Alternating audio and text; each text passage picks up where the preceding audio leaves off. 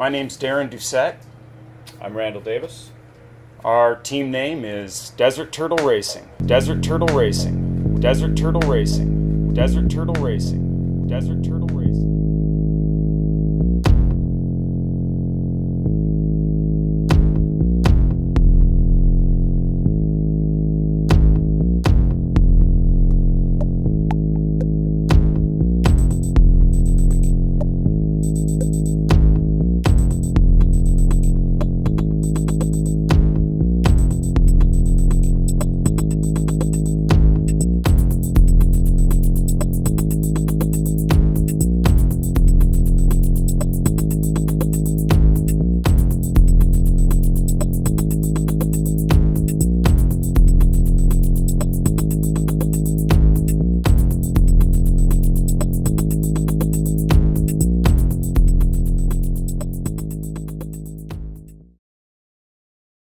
King of the Hammers is known to be the toughest one-day off-road race in the United States.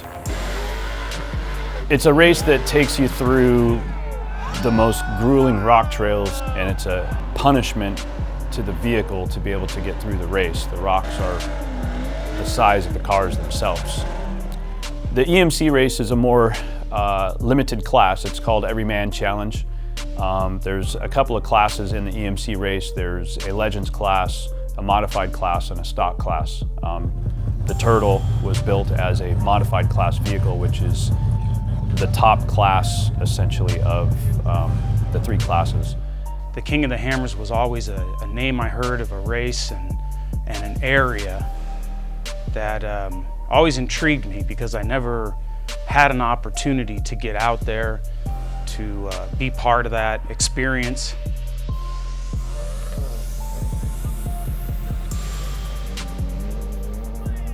Racing for me has always been in my life. I started motorcycle riding about 9 years old. I love being on two wheels, and I love the speed that you could cross the desert at and how difficult it was to get through the hard terrains and the hill climbs and stuff like that. I kind of ended all that motorcycle riding with a couple of good crashes, which normally everybody does, and then with the old saying, with age comes the cage. I started building myself a Jeep shortly after to get into off-roading. I never really imagined taking the Jeep and making a race car out of it. It was always a dream to continue racing, have that experience, have that heart pounding, heavy breathing, and just that excitement to get out there. Always stayed with me and probably was a lot of the reason why I built a Jeep that we could race in the King of the Hammers. My introduction to the King of the Hammers by Randall, taking me out doing trail riding, was really the introduction to, do we want to take a rig and put it in the EMC? I made it! I made it! I made it!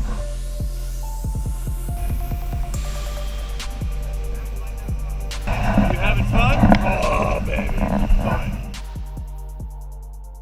We went out a couple of times. Each time we went out, Randall's excitement and enthusiasm to run the Hammers, to be part of the race, was constant conversation. I'd say probably about a month after our second trip out to the Hammers, and I really, and listening to all of the excitement about this King of the Hammers race that I knew nothing about, I kind of felt, you know, this might be my opportunity to be in a race again, you know, to experience that exhilaration. So I went back to the shop, and I took the Jeep and I stripped that Jeep all the way down to the ground. I ripped every wire out of it. I tore it down to a tub, and turned around and took a picture of it and sent it over to Randall, and I said, I guess we're going for it now. Oh, when I got the text from Darren about the picture of the car, I about dropped my phone just because of the commitment of, we're in it. You know, it was like a reality check all of a sudden. It was kind of like, oh, he's not joking, you know, and I thought to myself, okay, now we really need to get to work, because he's completely stripped the car, and now we've got to, you know, put a plan together and figure out what all we're going to need and start timelining out this project that all of a sudden became a large project. We didn't think it was going to be as large as it was when we first got into it. So that was a shocking text actually to get.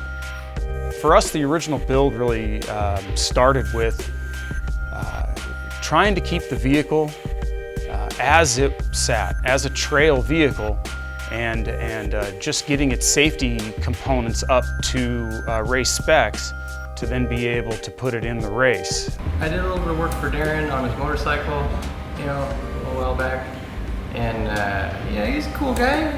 And when he told me he wanted to race, you know, the King of the Hammers, you know, I've been to the races, you know, I've built buggies before, my own, you know, friends of mine, and you know, I was like, well, who is this guy? Who does he think he is? Is he gonna race King of the Hammers? Like, has he even wheeled before? All I knew is he had a motorcycle, and you know, and you guys showed up with this thing, and it had a thing at 30 in the front, and yeah, we're just gonna use that. We're just gonna use it as is. It's a cage, you know.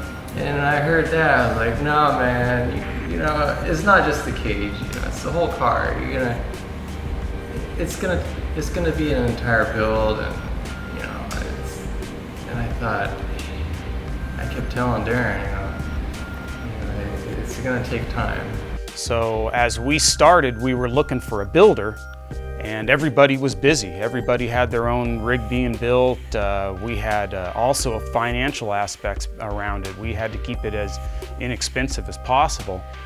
So I got a hold of Kenny Fabrication, and kind of the story goes from there. All right, so here we are at Kenny Fabrication. We've got Kenny here, we've got car owner, driver Darren here, and we've just had a great meeting trying to figure out what we're gonna do with this car. We'd like to know, Kenny, what are your thoughts on what we got going on? Oh, put me on the spot. Absolutely.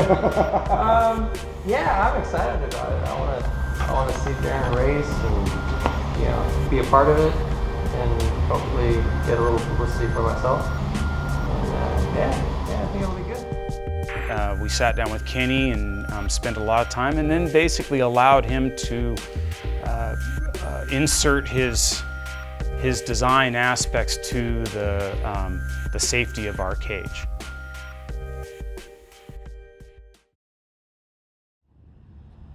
So we made some progress today. There's some Jeep parts. Trying to lighten it up a little bit. Oh. Rip the axles out. Rip the tires off. Almost all the control arms are out. All the old Poison Spider body armor's out. Inner fenders are gone.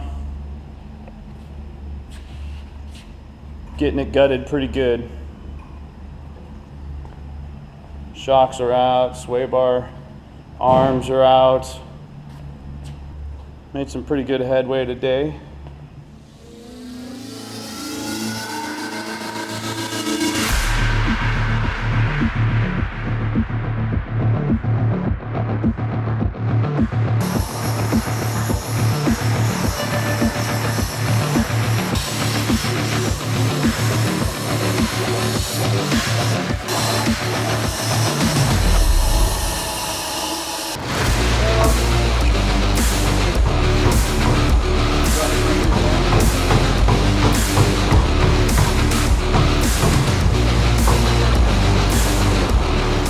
I wanted to do something past just rock crawling, and you know, here we are. We're torn apart. We're down to nothing. I pretty much have concluded that I've lost my trail rig. It's gone. No more. It doesn't exist.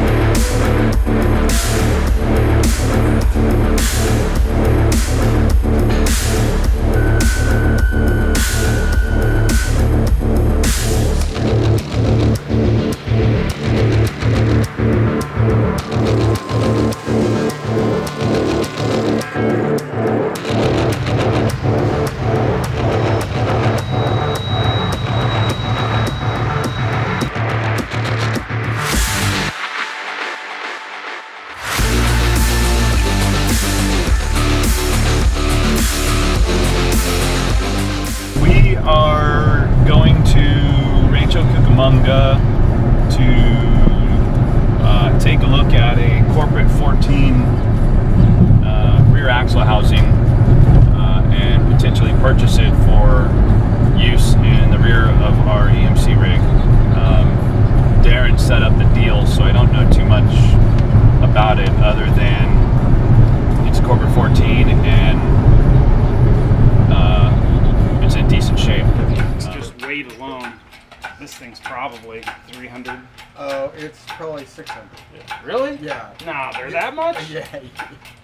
That's what I've been told with these drums on. Oh, with the drums on it. Yeah, dude, that's what I was saying. Those drums they gotta be 50, 60 pounds each. Oh, this thing's bouncing pretty heavy. There we go. That should be good enough so we can roll it over. See, now we're headed to Kenny's Fabrication, and we're gonna go check on our rig and drop off some parts.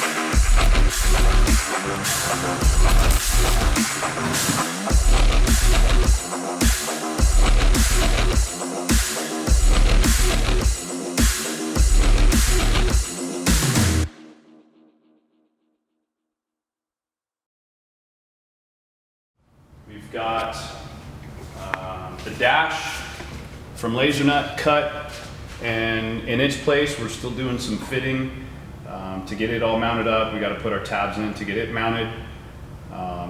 We've got our race pack sitting up in there where it's going to be. We've got a hole on the far side, the driver's side over there for our Lowrance GPS. We had Cody put his name in the dash just because we're real proud of the work that he does, and of course it wouldn't be complete without a DTR logo. We've got the shifter mounted, set in its place. We've got the T-case shifters mounted. We've got the firewall put in. Still need to do a little bit of trimming to get that dialed in and put the tabs in, and that should be good. Biggest obstacle, day job. We're not a racer. We're not a full-time racer, so that's probably the biggest obstacle. Is we really have to put in extra time and do a lot of extra work. You know, try to fit it in where we can. All the things that need to be taken care of. You know, it takes a toll. There's a lot to do.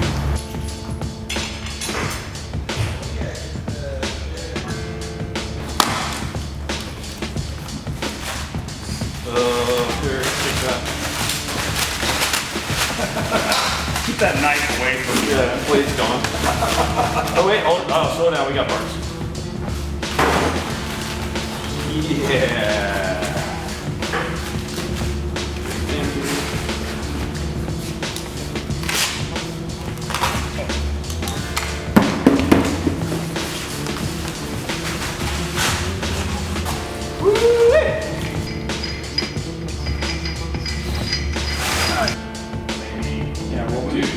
Push it up, you don't even push a whole hammer. Now you're down to just this little space right here, which puts them up against the edge.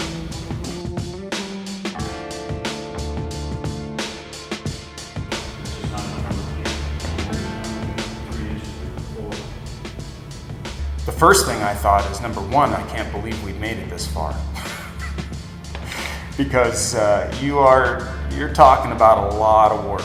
I mean, a lot of work. I had never any idea that we're going to be getting this deep into it. Basically, we're building a race car, whereas when we started, it was, hey, let's augment a trail rig and let's make it do the King of the Hammers. And then as soon as you start getting into it, it's like, okay, wait a second. We need to add this and do that, and we need to change this and adjust that. So how do I feel about where we're at? Well, at the beginning, when we started tearing into this vehicle, one thing we did do is we built a schedule. And we said on that schedule, we have to accomplish certain things by a certain amount of time. And we are very close to where we need to be. So I'm feeling pretty good. I'm feeling pretty good that we're where we're at. Yeah, my expectations, they have grown on the vehicle as we build it. It's becoming more and more prevalent that it's capable, that it's not looking like, well, let's just hope it gets through. It's becoming more and more confident. So I expect us to finish. I mean, it's a large expectation, but I expect us to finish.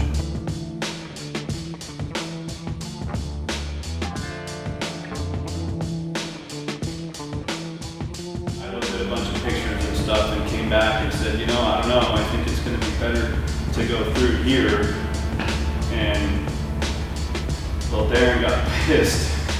And before I could even say, let's stick with it or whatever, he went and gave me the silent treatment and tore the headlights out of the Jeep. And I was like, wait, we weren't done with the discussion of doing anything. And well, one thing led to another, and I got a silent treatment in the Jeep, and I had to apologize and buddy up to him and discuss it and come to the realization that it was way better to go around for our circumstances, because the headlights really make a Jeep a Jeep. You know, the grill is the signature of the Jeep, and we didn't want to lose our headlights. You know, building, for me, building something, I can get under it, I can get greasy, I can tear it apart, I can, you know, it's all great, it's all fun. But you know, being able to accept someone else's ideas when you think you know what you're doing, that's a tough one. That's really a hard grasp. One of the things that we wanted to do during the build of the vehicle was to capture it in pictures and video. And in doing that, we wanted to have it for records, but then we decided, hey, let's do some video updates and start showing people what we were doing while we were building the rig. I'm Darren. I'm Randall. Something like that, of that nature. Okay, here we are again, Desert Turtle Racing. All right, well, here we are, episode 3, Desert Turtle Racing, episode 4. Let's do it. All right, DTR, baby. All right, here we are, Desert Turtle Racing, episode 7. Desert Turtle Racing, episode 8, race prep, baby. Here we are, DTR, episode 9. Episode 9, coming at you from Hammertown. It also gave us an opportunity to show off some of the products that we were using on our vehicle that we were able to acquire from different sponsors or product suppliers that were helping us out, to be able to talk about some of those parts or some of the challenges that we were having. We've got some really killer raceline wheels. We've got some really killer rock crawler shocks. We've got some really killer Pro-Com tires right here. We try to do video updates once a month. We like doing them just to be able to share our story and share our adventure in this, because it's not something everybody does, you know, on the regular basis, and when everybody has a day job, it's a challenge to be able to build the vehicle, and we wanted to kind of, you know, show that off and show what we were having to go through to get the vehicle built.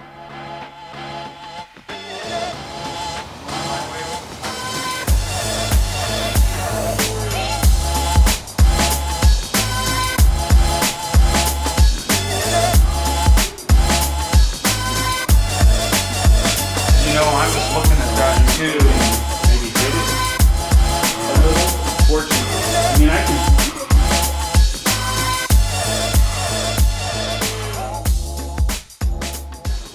can. We're gonna drive it around the block today, if it starts, and then I think next weekend we'll do some more cleanup and stuff, and then next weekend we're gonna take it out to the dirt and drive it around and see if we can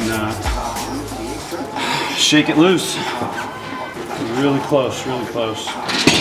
You know, I've never been out there. I've seen pictures of Hammertown.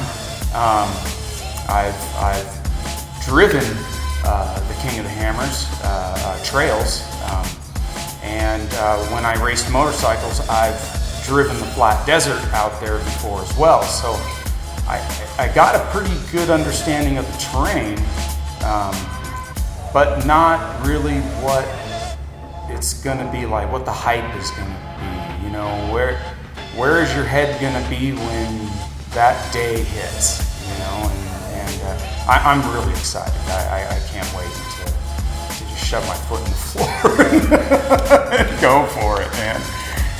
You ready? Just tell me when. All right, go for it. I'm ready.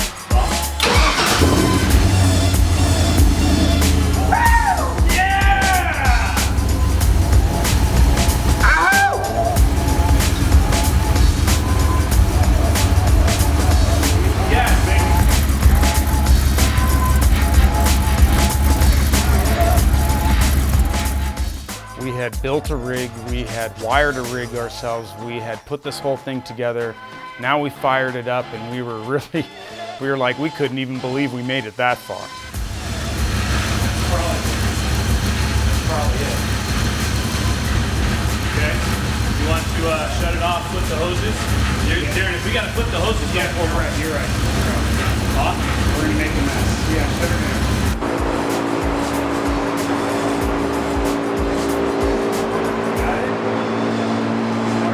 Well, hey, our first fire up on the DTR machine, actually very successful. Small leak here or there, just tighten the hose and miscellaneous fittings, things that we've taken care of. But all in all, our gauge cluster is working fine. All the sending units seem to be within their parameters. We're doing great for the first time around. You know, the amount of time that it took for us to build the car is essentially countless hours, and it was basically every sparing minute that we had to work on the car, we would spend working on the car trying to get it done.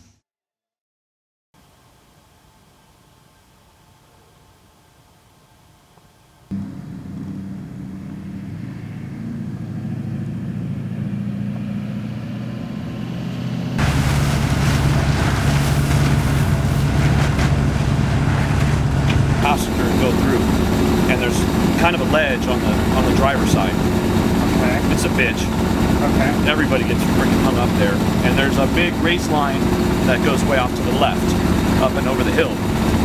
So I wanted to try that notch, and I couldn't freaking get it. I got up in there, couldn't even get to the rocks. You know, I got turtled up before I got up there. Yeah, so they had to pull me back and pull me forward, and finally got winched myself through using a rock strap. Finally got through that, but it was super frustrating.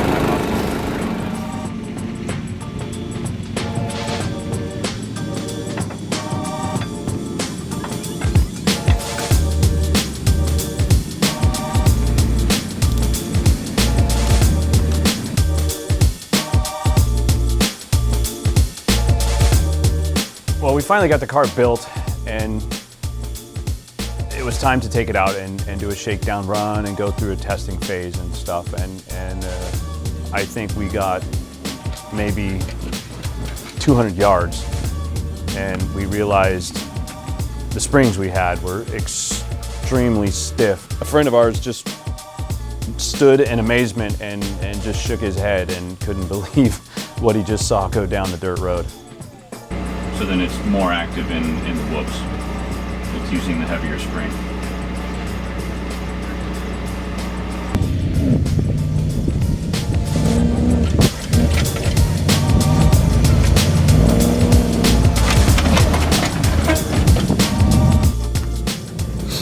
And I'm one of those who loves to go fast across the desert floor.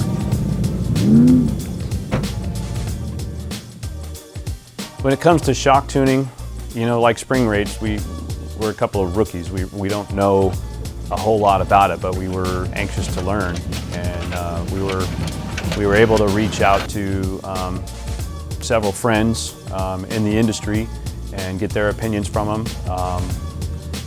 Oren, which works with Casey Curry, and Casey Curry gave us some very valuable input on tuning the shocks. Oren actually came out for a day to kind of help us out and point us in the right direction. John Rocha gave us some input on shocks, and Jeremy Purick was tremendously helpful on the shocks because we were running the Rock Crawler shocks.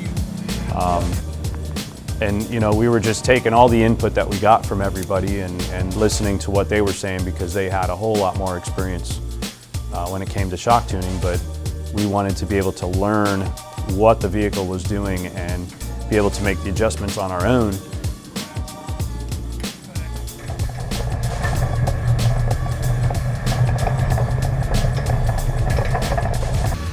When we were able to take the car out to the rocks and do a little bit of rock crawling with it, it was impressive to watch it run through the rocks the way that it did, and to watch it flex through the rocks the way that it did, and feel that the vehicle wasn't unstable at any point.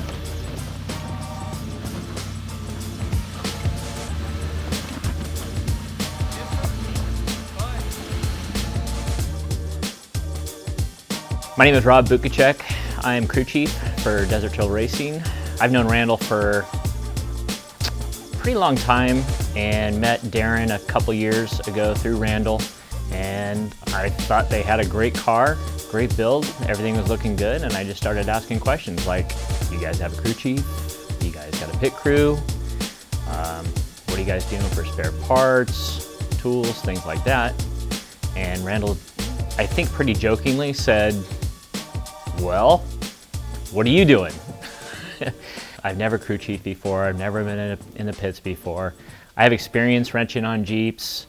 I do all my own wrenching. I've been wheeling for, I think, close to 7 or 8 years now, but had never done a crew chief. I've managed people, but that was about the extent of my knowledge. And so I called him up and I said, look, I know you were probably joking, but if you need somebody, I'm here to help you, and I'll do whatever you guys need.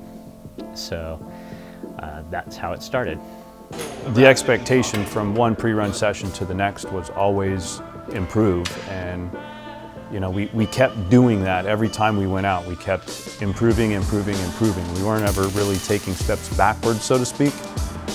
We knew that we needed to go back to the shop and make some pretty big changes on the shocks to get the car to perform better and increase the speeds, and we knew we were on limited time to be able to get that stuff done before we went out for our next testing session, which was New Year's.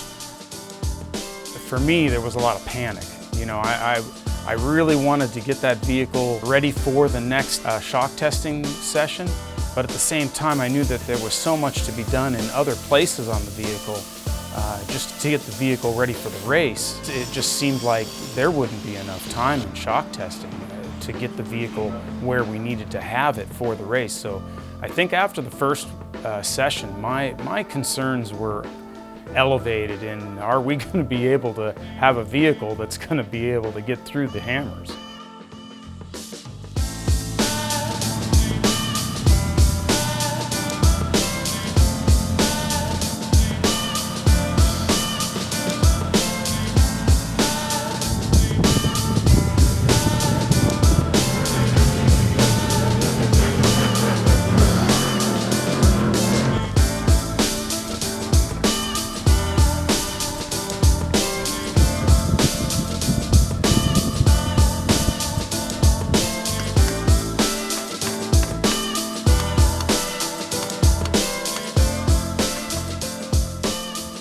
I mean, for a rookie, you know, the both of us, it was definitely a trying experience, but rewarding, because every single change that we made, you know, kind of put that little 5 more miles an hour into the whoops, or made it feel that much better in the rocks.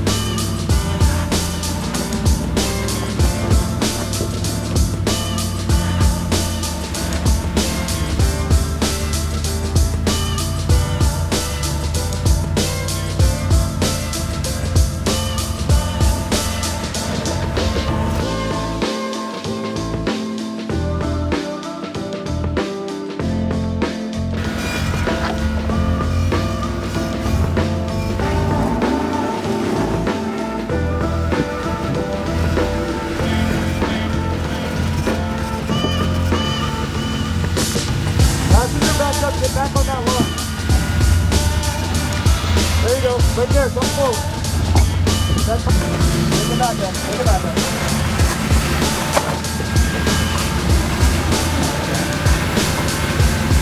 So passengers.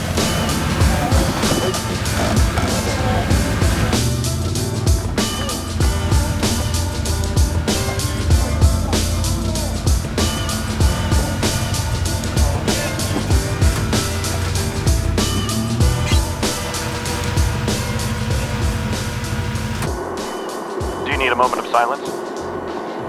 I'm just pissed. I feel ya. I still think it crawls good. I think we got way offline on that, you know? That's one of those things, if you don't get it in the first try, winch it, yeah, on race day anyways. You know, it's good to practice. I don't think I've ever been that stuck. I think it used to crawl a lot better too.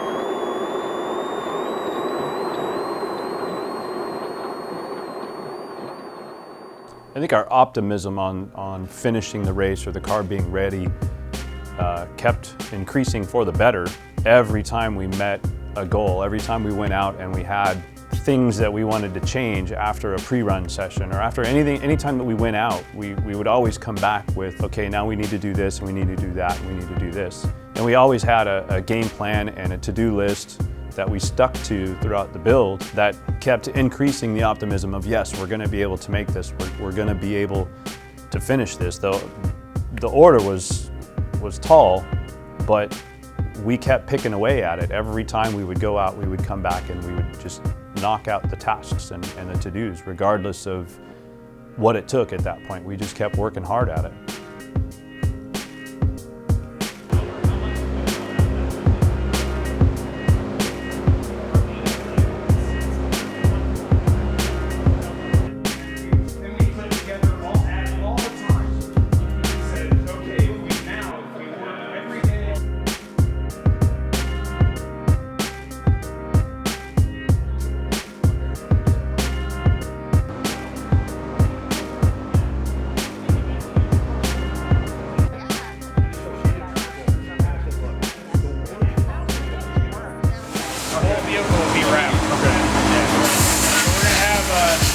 we'll have the DPR on the side, and we'll have kind of a flag look to it coming through the DPR. And then up in the panels on the side, we're going to have a sponsor, all the sponsor logos up there. And then I think broke off we got to keep out here. We got to put them up here.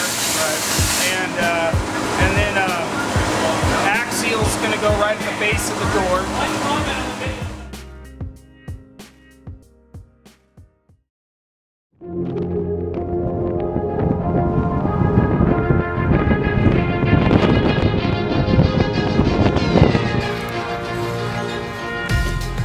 KOH week is full of a lot of to-dos. It's not just show up and take the green flag and go race. You have to show up a week early to register for the event, get your driver wristbands, your competitor wristbands, and that's one of the moments I think that kind of makes it surreal.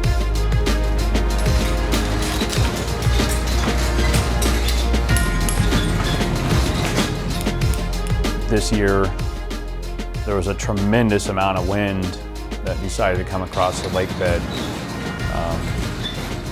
to the extent that I guess it was reaching 75-mile-an-hour gusts.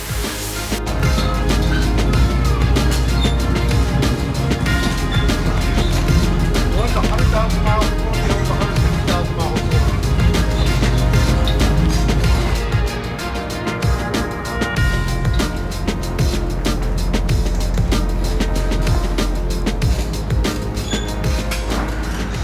You also, being a new race car, you have to have an appointment to go through tech inspection.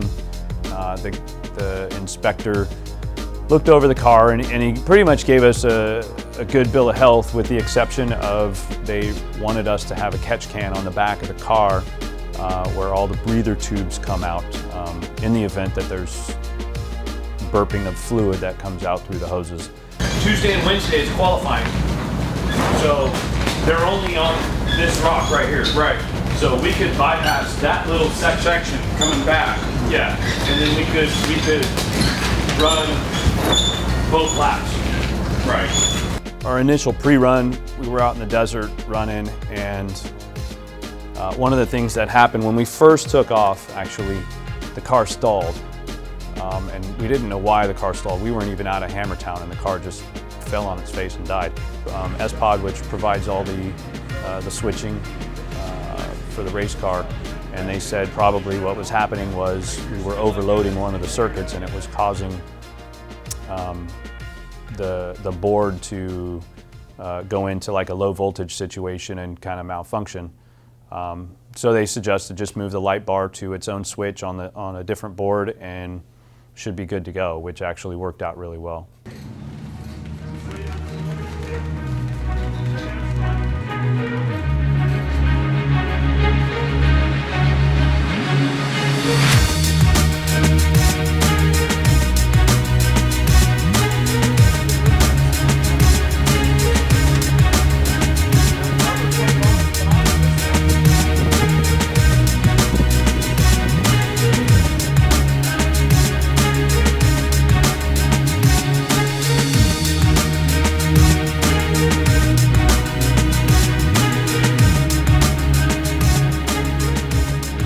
To the right of that jump, Right?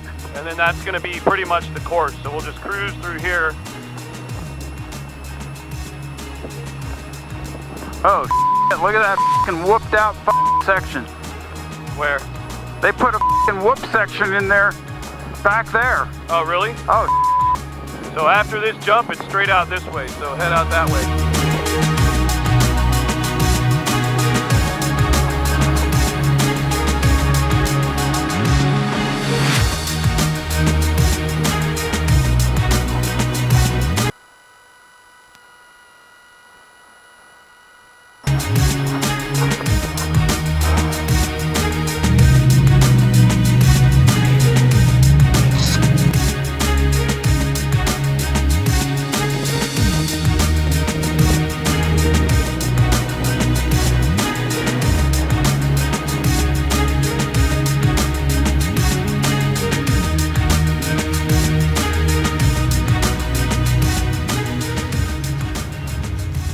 On the race course, we ran through Boulder Dash and Upper Big Johnson and Claw Hammer and Wrecking Ball. And we came down around to Chocolate Thunder, and we ran through Chocolate Thunder, and we were kind of struggling in Chocolate Thunder, which, I mean, it happens from time to time, but it just didn't really seem like it should be happening at that time.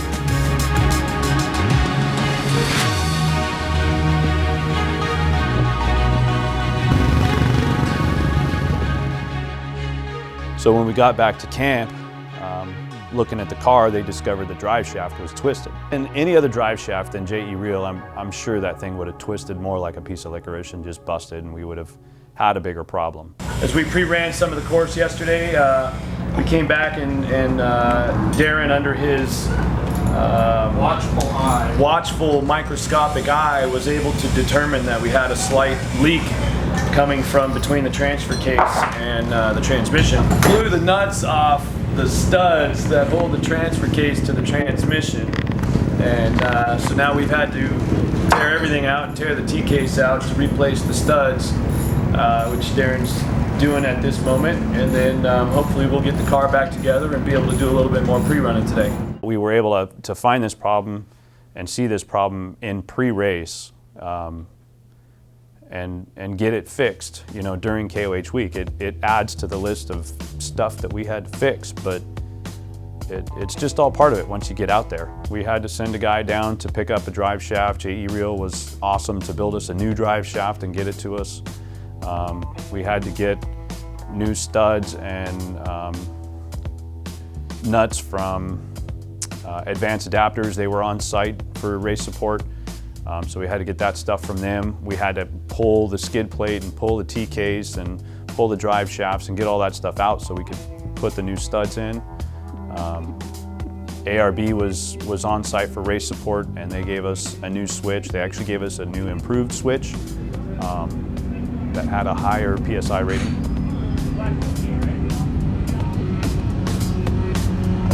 Randall, once we catch can, hold and jump, and put back on.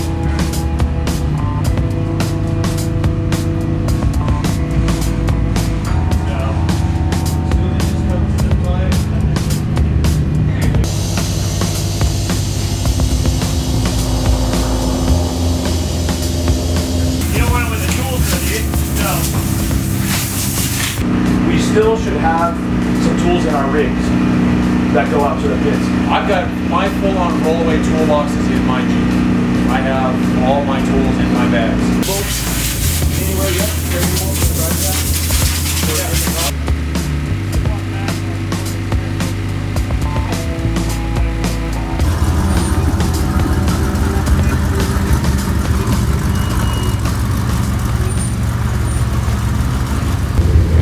Contingency right now.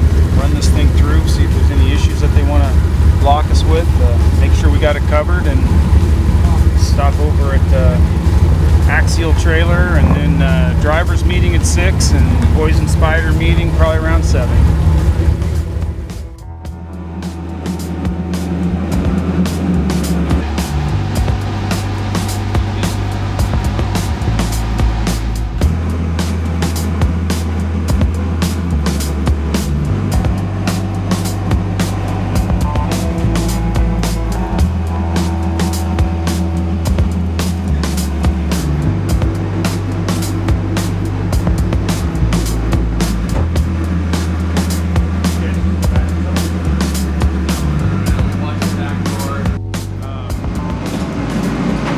Bit different today.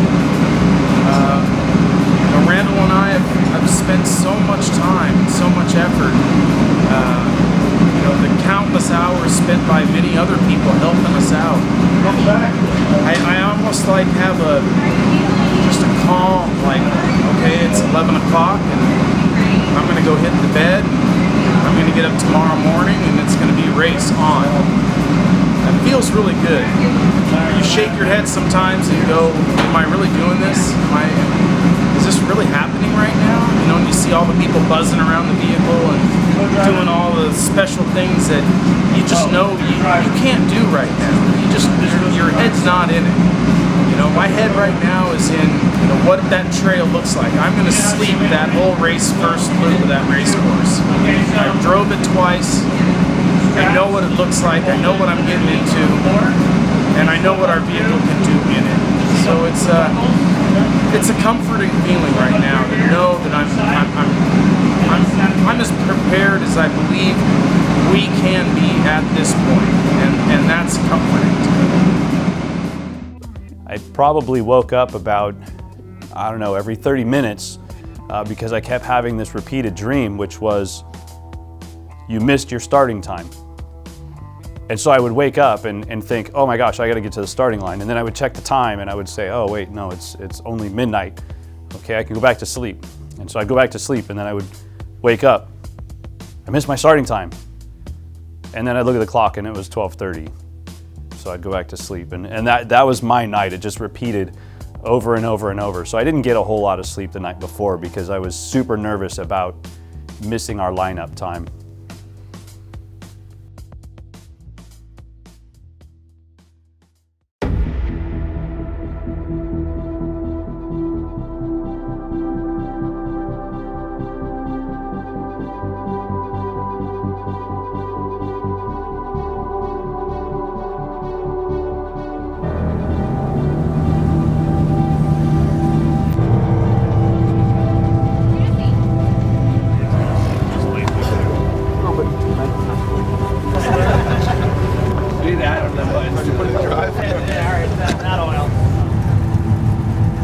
Race day's here.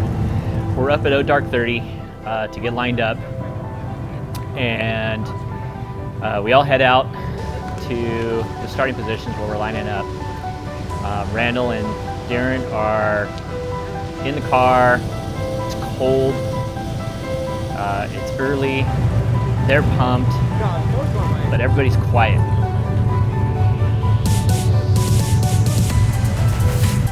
Darren and Randall are just sitting in the car. You can just see them. They're just so focused.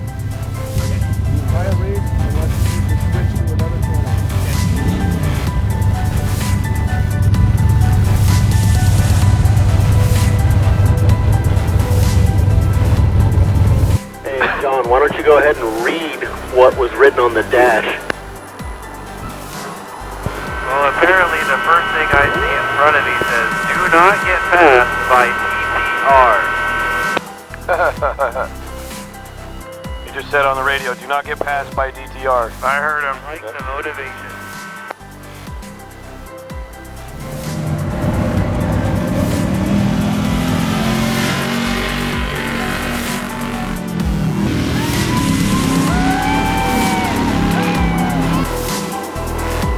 Give me some, brother.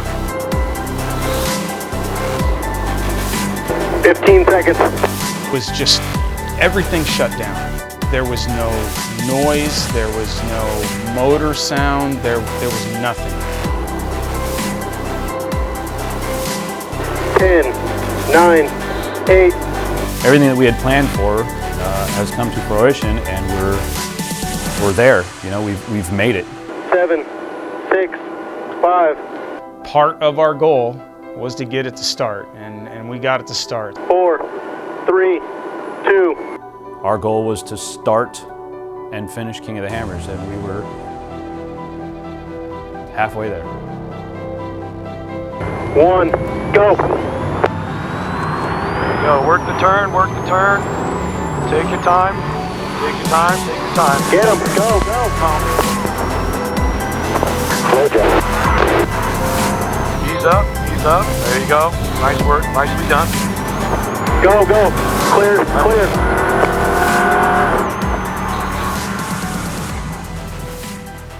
Out of the hole we took off, we got ourselves over short bus and we got ourselves down past a back door. We had Bill Strap right in front of us. Let her go, we had let her go. somebody coming up on our outside, and I think it was No a big deal. 4800 car. We started hitting that first sand hill, and I couldn't see a whole bunch, and I hit a really hard G out, blew the front tire. Knew that was coming. Straight up. all I could think of as I got to the top of that hill and had a flat is, you know, what a way to start it. We've already done great. We passed. I think that bump took my tire. Yep. I'm sorry, man. That's all right. Just find a spot, pull over, and let's just change it. You know, we made quick work of it. We got in, we got out, we got through it, we tore it apart, put it back on, put the new tire on, got back onto the course. Yeah, we fell behind, but you know, looking back at it and looking at our times through the first loop, through the desert section, we really didn't do too bad. We should be reasonably dust-free.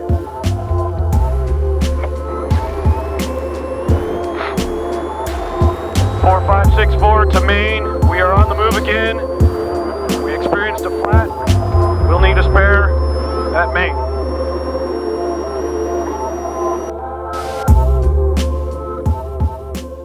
The original plan was for myself, Jim Reed, and Dean Grand to head out to 2B.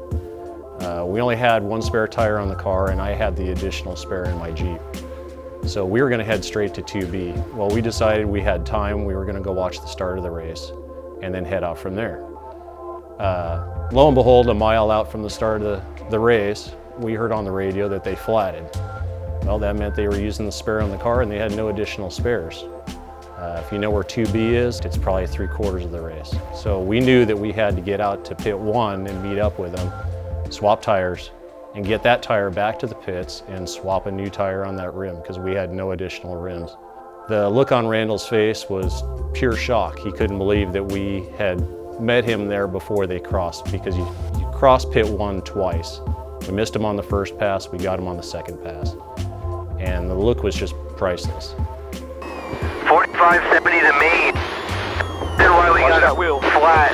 We broke an upper control arm link on the rear passenger. Swung the axle over, popped the inner tire. Take your time. We put 2 flats on the rear, and I have 2 non-flats on the front. We're trying to give it to Maine, or to pit 1. We're at a mile marker 22:23. Take your time. The good news, or bad news, however you want to look at it, grounds his car up. No, really? Yeah, we're going to see what the car's got if we can get it to pit 1. If we can't get it to pit 1, that'd be us calling it. He's only 5 miles, not even 5 miles ahead of us. I think he said 22 miles. Roger that. We're at 20. Hold up, hold up. Hey!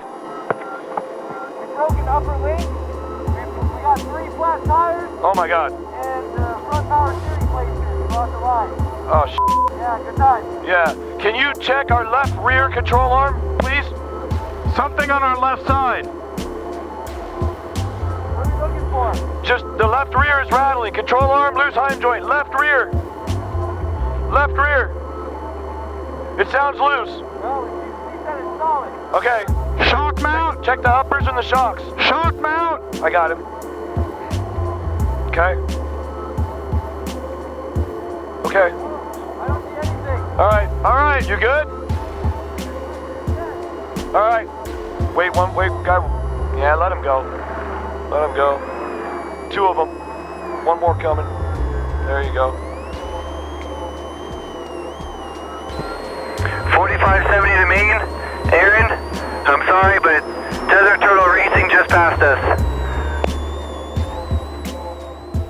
It was an exciting first, I'd say probably 24 to 30 miles. And then after that, it started setting in. You know, you're starting to get beat up.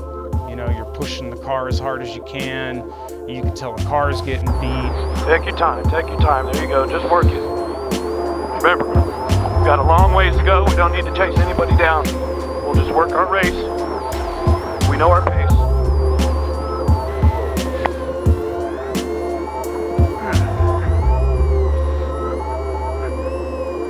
He's got no tire. He's got no front left. There you go. 4564, remote pit 1, we are passing through. If we gotta come back, they'll be right there. We're good. All right, peel out right here to the right.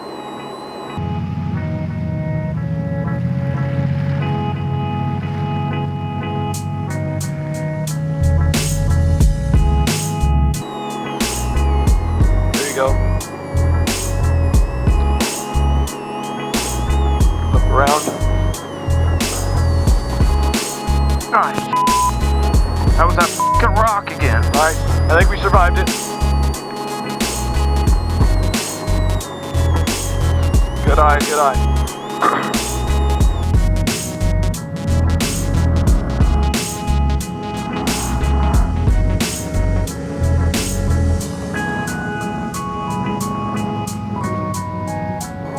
Poison spider flag, right there, guy waving his arms. Pull in on the tarp.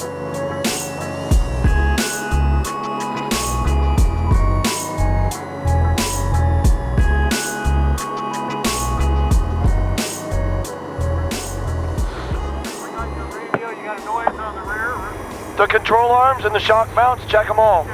Check every one of them. Do you got a spare? Yeah, we brought it. Do it. As we pulled into the pits, we stopped and we were going to take on a little bit of fuel, and Craig stepped up to the car and said, "I got the spare tire, do you want it?" And I was stunned looking at him like, "Why are you here?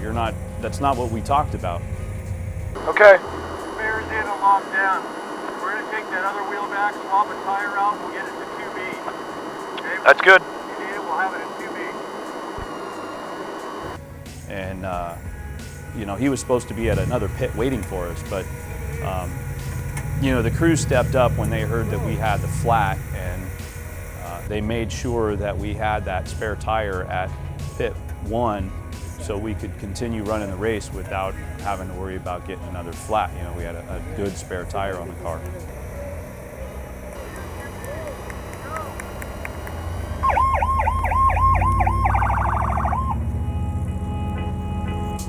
The turtle is on the move. We got through the pit, everything was good. We started heading down the trail, and you know, I'm in it and I'm pushing it. And Randall turns to me and he goes, "What do you want to do?" And I kind of was like, "What do you mean, what do I want to do?" And one of the parts was a three-way option to go through. And in all of our testing that we had done the days before during the week, we had never taken the third option. I just remember just going, you know, we're going for it. So what do you think about that alternate line? What do you want to do? Do it. The third one? Yep. Sand Hill? Yep. All right. I'm in. Just pick the line, man. You got it. So we radioed ahead. There was Larry was out in front. He was at the third option, the Sand Hill, and he said, you know, all clear, go for it. Big Larry, you got a copy? For it, yeah. How's those routes looking on that Sand Hill? Nobody here. The sand hill's wide open, and it's much quicker than going up that rock thing. And when you're coming up, though, kind of come up on the bank to the right to give you a little bit of momentum to go up the hill. Copy that. Should we go around the bush, or is there a fence there? You got lots of room. As much as you want. You come all the way up to us if you want. Copy that. Race marker 5-6. But all I could do was just shove my foot through the floor and just hope that we could make it all the way up. And I remember just bouncing off rocks all the way up to the top, trying to get through it, and the Jeep made it. I mean, surprisingly enough, I didn't think it was going to get through the sand, and it made it all the way up, and from there it was just a pretty much a cruise all the way back into the start finish.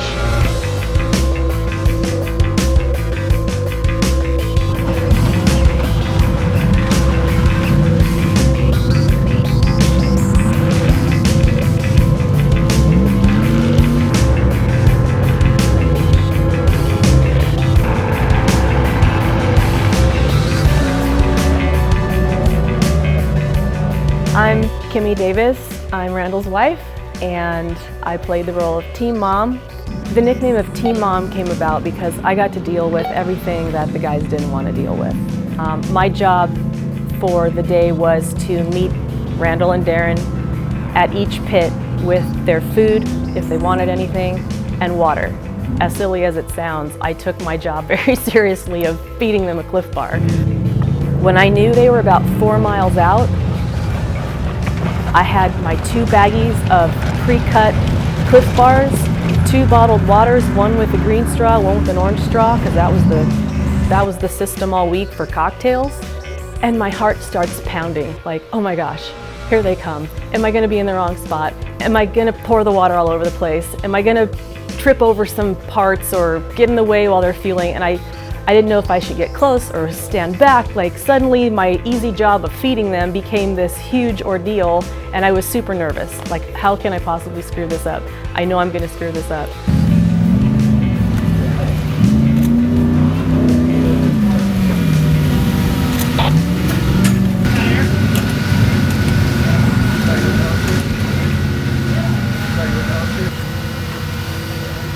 So at main pits, it was time to switch seats.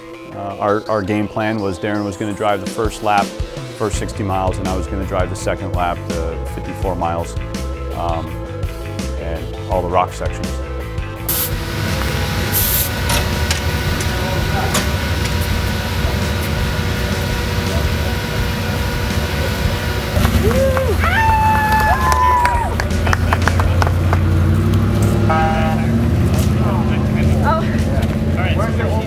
So we left main pits, and you know, the first part of the second lap is a desert section. So we made our way around to remote pit 2A, which is the first pit that you hit on the second lap. And I remember driving over and the car felt good, so we thought, okay, great, we're just going to continue on. So we radioed ahead and said we're not stopping at 2A, we're just going to keep going. And then up into Boulder Dash, we didn't feel any issues there, and then down Upper Big Johnson, and we didn't feel any issues there. As we were coming down Upper Big Johnson, there was a couple of passing opportunities that we were able to pick some alternate lines and pass the cars and you know, gain a couple of positions, which, you know, even in the desert section, that's what we were doing, which was helping us build our confidence that we were doing good. And in Clawhammer, there's a sand wash that you have to drive through, and there's a lot of rock spires that stick out all over the place, and boom, we hit another rock. And I believe that's when we suffered our second flat, and we were able to make quick work of the tire change and put the flat tire on the back of the car. So we kept driving, and we came into Wrecking Ball, and there was cars strewn all over the canyon floor. And I looked at it like, what are all these cars doing? And you know, I remember once you get into race mode, you get this little bit of tunnel vision, which is interesting because you don't really start to see the cars, you just start to see the line through it all. And you don't really pay attention to where they're at or what their problem is all of a sudden. You're like, here's where I'm going. And we made great work driving through all this stuff, driving through the trail and passing the cars. And we got towards the bottom of Wrecking Ball, and you could tell that the tire was flat. And so we were a little bit deflated knowing that the spare tire was flat, and we now have a third flat. I suggested to Darren to look out the car and see if we could plug it, because we had a plug kit. And I remember he looked out and just laughed. And he said, there's no way you're plugging that tire. Let's look at the spare that's flat and see if we can plug that one. And you know, again, I was deflated right at that point, just thinking, man, we don't have any more tires, and there's another 5-6 rock trails that we got to go through before we actually get to remote pit 2, which is where a spare tire would be for us.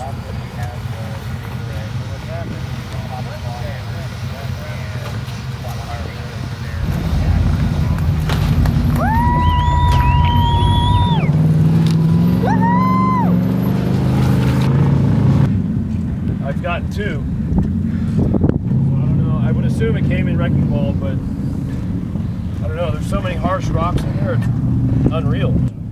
And as we plugged that tire, I was just like, man, there's no way, you know. And Darren looks at me and he says, hey, we're in it till we're not. You know, that's a good outlook. Let's do this. And I didn't have much faith in that tire. You know, I just thought, man, that's not going to last long. But we'll go as far as we can. So we took off and we ran over to the race course, ran over to Chocolate Thunder. And there was some traffic, a little bit of traffic in Chocolate Thunder. So we waited on a couple of guys. We made our way up the hill. And we saw a guy take one. He had a little bit of trouble and he took a particular line and it looked like an easy way to go. And all I had to do was kind of cross trail to get over to that side, and it would be a nice easy run. Well, as I tried to traverse across the trail,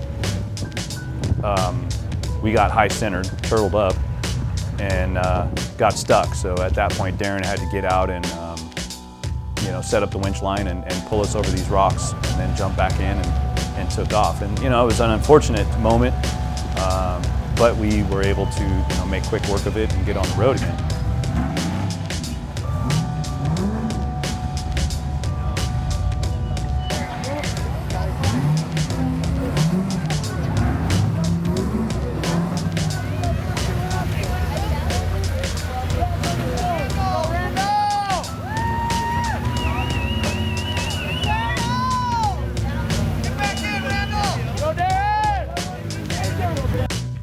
After Chocolate Thunder, we headed over to Jack North.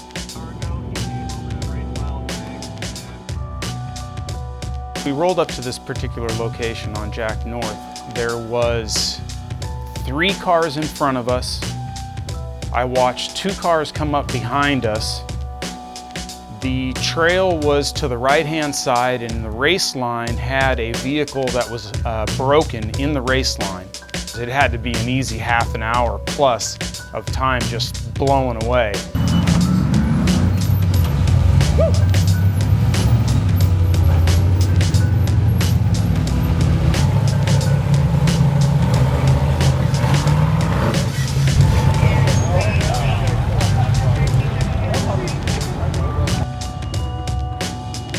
So we're coming down Jackhammer, and we're just putting moves on people left and right. It was just something exciting to be sitting in the seat, kind of looking at the next vehicle as they're stuck, and you're just kind of smiling as we're just rolling right by them.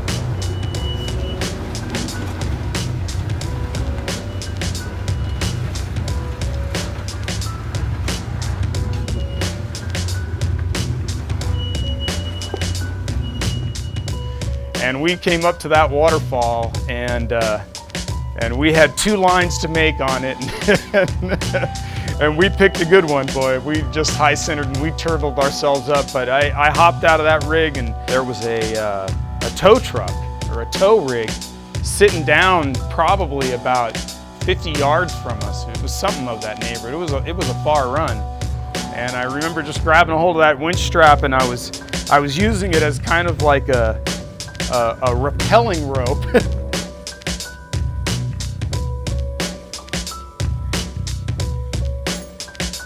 I hook it up, and I turn around and look back up at the rig, and I go, "Go, Randall, go!" And he goes, and I go, "Oh yeah, I gotta lock the winch back in." I go running all the way back up to the rig and lock the winch back in, and we get ourselves out of that one. So it's, you know, one more exciting moment in that race for me.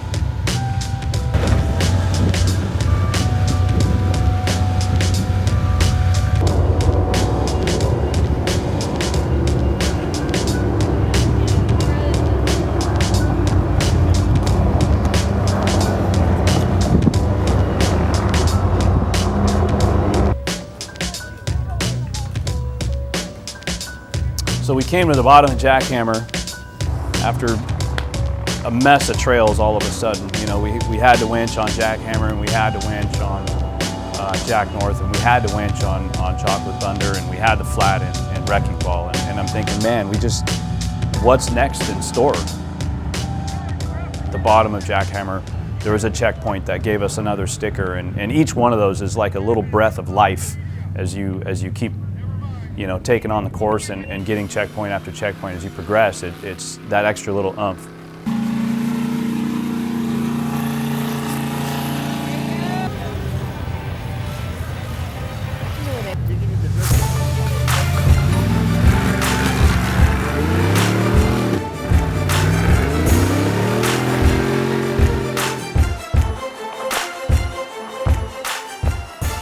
So we came into Sunbonnet, we're seeing broken down cars, and we know, okay, we're still making up ground.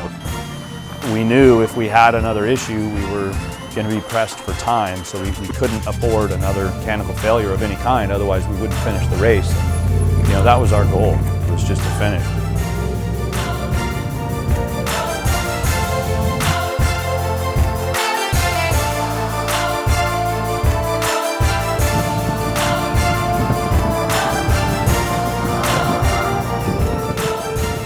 They told us we had some time, I think it was an hour or so, and we left remote pit 2, and we had to run down Aftershock, which was essentially the last rock trail.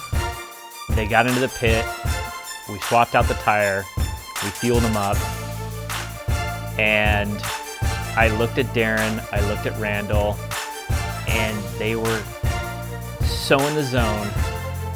They were focused. I don't even know if they realized they were in the pit at that moment. They're going to get to the finish line, and we're going to be there. As a group, we've done everything we said we'd do. The car held together, the guys drove the hell out of it, and they hadn't finished yet, but we felt like they won the race. I mean, I know I did.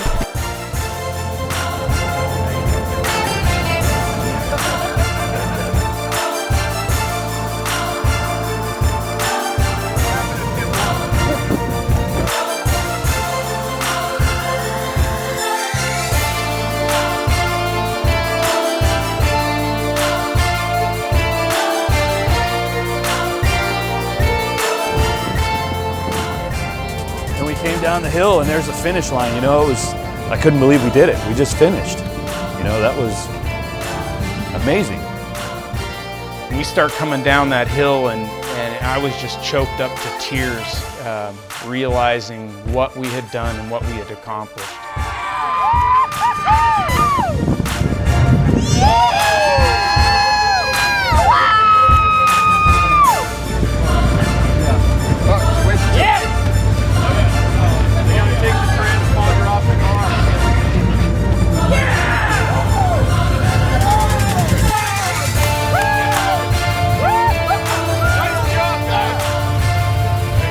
Well, you know, we just did 116 miles of the worst terrain I've ever been in a vehicle that we just built for the first time, and we were treated like winners.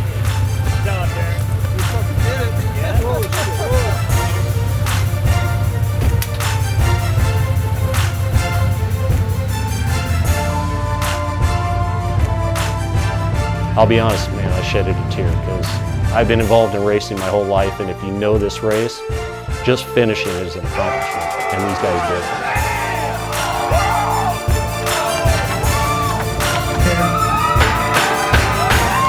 Look at that!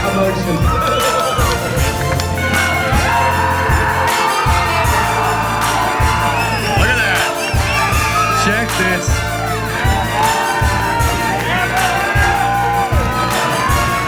Listen to that crowd.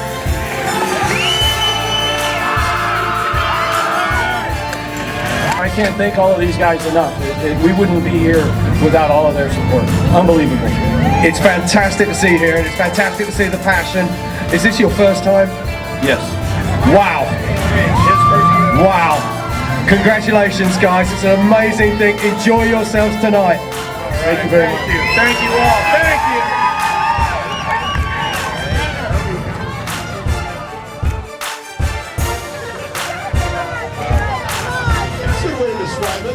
You know, what a incredible finish to an 8-month build.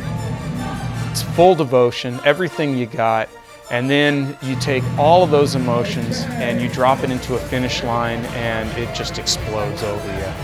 The end of that race was a moment in my life I will never forget.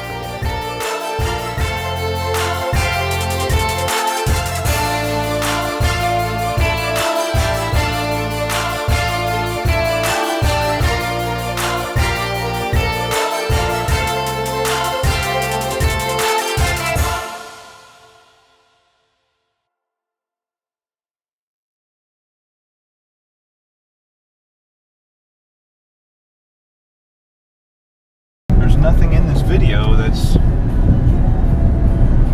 distracting me to stay attentive.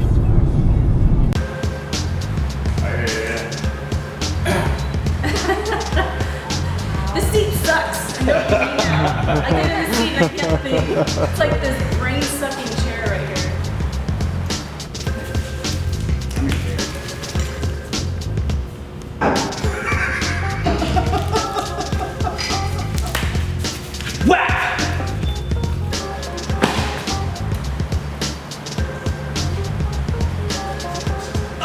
Longest selfie ever.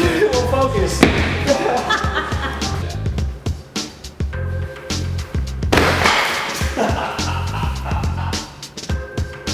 Well, here we are. Desert Trail Racing. So tell me. Got someone on our ass or not? I heard something. No, might have heard me burp.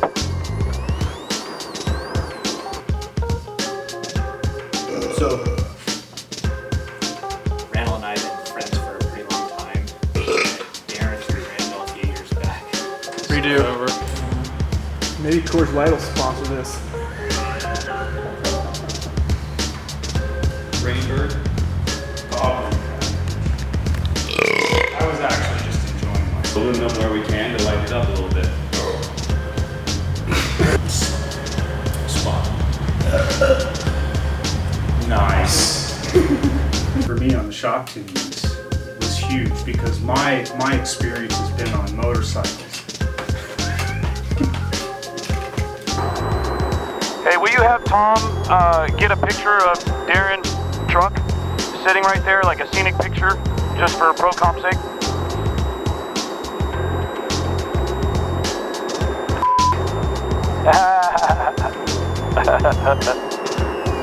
He says I'm out of film. Knocked on the door, and it was Johnny. Yeah, exactly. Oh, you ruined a beautiful moment. Exactly. Shut up, Darren. and what we found was we blew all of the nuts off of the transfer case bolts that hold. We blew our nuts.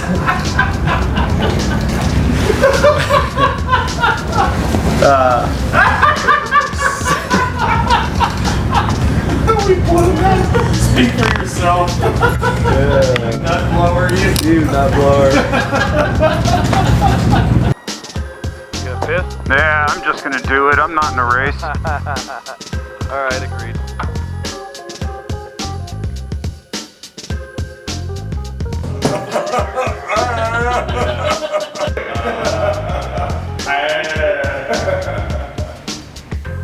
Everyone come sit with me. All of you. Sit all in front of me, that would be better.